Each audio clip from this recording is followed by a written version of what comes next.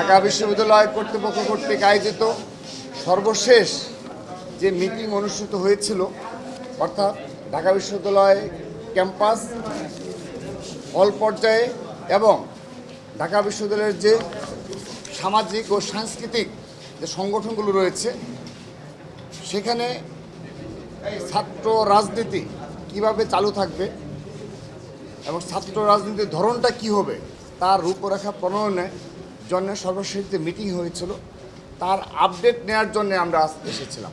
আমরা সময় নিয়েছি স্যারের কাছ থেকে, কারণ আমাদের ডাকসু নিয়ে উদ্গ্রীবতা রয়েছে। আমরা ডাকসু বিষয়ে ছাত্রদল পজিটিভ মানসিকতা নিয়ে এগিয়ে যাচ্ছি এবং আমরা এত মবের শিকার হয়েছি এবং সোশ্যাল মিডিয়ায় ঢাকা বিশ্ববিদ্যালয়ের যে সমস্যাগুলো ক্রিয়েট হয়েছে এবং একটি গুপ্ত গোষ্ঠী যেভাবে প্রতিনিয়ত একটি পরিবেশ সৃষ্টি করেছে, তারপরও ছাত্রদল ডাকসু নির্বাচনে ইতিবাচকভাবে দ্রুততম সময় কীভাবে অংশগ্রহণ নিশ্চিত করা যায় আমরা সে বিষয়ে সচেতন রয়েছি। সেজন্য আমরা সর্বশেষ যে মিটিং হয়েছে যে রূপরেখা প্রণয়নের জন্য আমরা আজকে আমাদের সম্মানিত বিসি স্যার সহ সর্বোচ্চ ফোরামের সাথে মিটিং করে আমরা জানতে চেয়েছি যে সেই রূপরেখা প্রণয়নের কী অবস্থায় রয়েছে। তো তারা আমাদেরকে অবহিত করেছেন যে তারা আজ একটি কমিটি ঘোষণা করছেন যে ছাত্র রাজনীতির ধরন প্রণয়নে, এটি রূপরেখা প্রণয়নে একটি কমিটি ঘোষণা করবেন কিছুক্ষণের মাঝে, তারা আমাদের অবহিত করেছেন।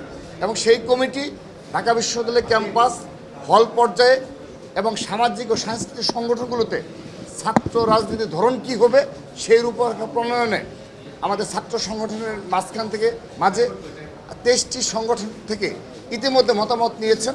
এখন তারা জেনারেল স্টুডেন্টদের কাছ থেকে মতামত নেবেন এবং আরও যারা অংশীদারিত্ব রয়েছে তাদের কাছে মতামত নিয়ে অতি দ্রুততম সময়ে এটি রূপরেখা প্রণয়ন করবেন বলে আমাদেরকে আশ্বস্ত করেছেন। আমরা আশ্বস্ত হয়েছি। তো আমাদের এখানে যে মূল যে আজকে কিছু বিষয় রয়েছে যেগুলো ঢাকা বিশ্ববিদ্যালয়ের স্টুডেন্ট যারা তাদের জানার প্রয়োজন, আমাদের দীর্ঘ আলোচনায় আমাদের সম্মানিত ভিসি স্যার সহ আমাদের প্রভিসি স্যার, প্রক্টর স্যার, কোষাধ্যক্ষ স্যার, তারা সবাই এক বাক্যে স্বীকার করেছে এই ঢাকা বিশ্ববিদ্যালয়ের এই মব ক্রিয়েট থেকে শুরু করে সর্বশেষ যে বড় ধরনের প্রবলেমগুলো হচ্ছে তার পেছনে গুপ্ত রাজনীতি জড়িত। তারা এটা এক বাক্যে স্বীকার করেছে। শুধু তাই নয়, তারা এই গুপ্ত রাজনীতির সংজ্ঞাও নাকি নির্ধারণ করেছে। আমাদেরকে বিসি স্যার নিজে 5টি ক্রাইটেরিয়া বলেছেন, আমরা তিনটি বলতে পেরেছেন, আর দুটো হয়তো তিনি ভুলে গেছেন। তো তার মধ্যে অন্যতম যে ধরনটা আসবে সেটি হলো, যেটি আমরা ইতিমধ্যে জানতে পারলাম আজকে মিটিংয়ের মাধ্যমে, যে ঢাকা বিশ্ববিদ্যালয়ে আর কখনো কেউ কোনো ছাত্র সংগঠন যে তাদের যে প্রাথমিক সদস্যপদ পূরণ করে যে সদস্য থাকে তাদের সবাইকে ওপেন করে দিতে হবে যে আমার প্রাথমিক সদস্যপদ পূরণ করে এরা আমার সদস্য, আমার সংগঠনের, এটা ওপেন করতে হবে।